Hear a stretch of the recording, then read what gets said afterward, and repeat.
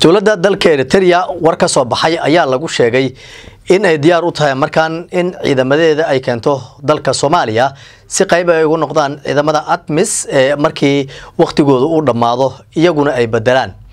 warkaan ayaa waxa uu noqday mid ka ugu hadalhaynta badan gobolka Geeska marka la eego iyadoo Eritrea sidoo kale Ethiopia xiisada ka dhaxaysa ay sii fogaanayso marka la eego.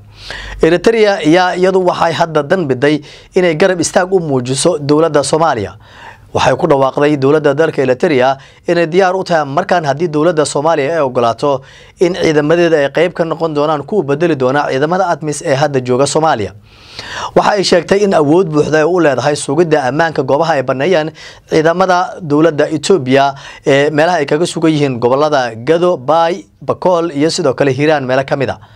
warkan ayaa waxa lagu daabacay wakaaladaha iyo sidoo kale majaladaha ugu waaweyn dalka Eritrea marka la eego iyadoo tilmaantay in hadii dawladda Soomaaliya ay ogolaato in ciidamadeeda ay bedeli doonaan kuwa hadda jooga ATMIS marka la eego.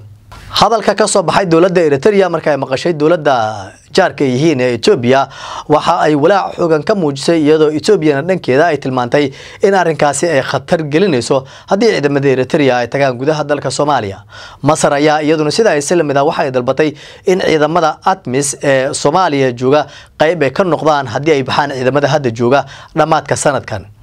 xogayaha guud ee qaramada midoobay marka la eego James Swan waxa uu sheegay in codsi kaga yimid dawladda federaalka Soomaaliya madaxda ugu sareysa ay ku dalbanayaan in ciidamada ATMIS guud ahaanba dalka ay isaga baxaan dhamaadka sanadkan taas oo golaha ammaanka khudbadii uu ka jeediyay uu gudbiyay Masar Swan.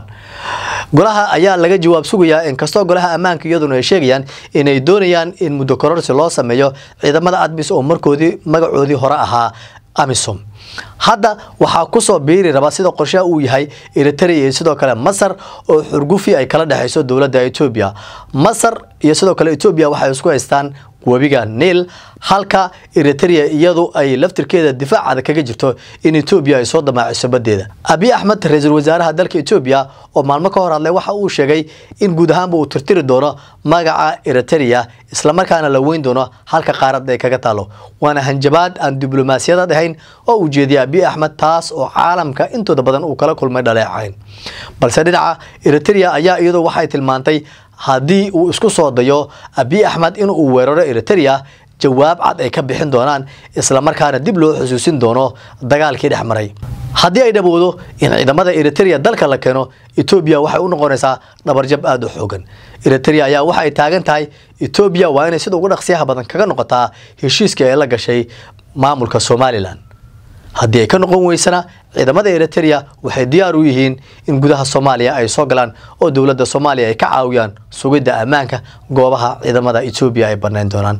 haddaba aragtidaadu siday kula tahay ciidamada Eritrea ma ku habboon tahay waqtigan inay dalka yimaadaan oo kuwa Ethiopia guud ahaanba laga saaro?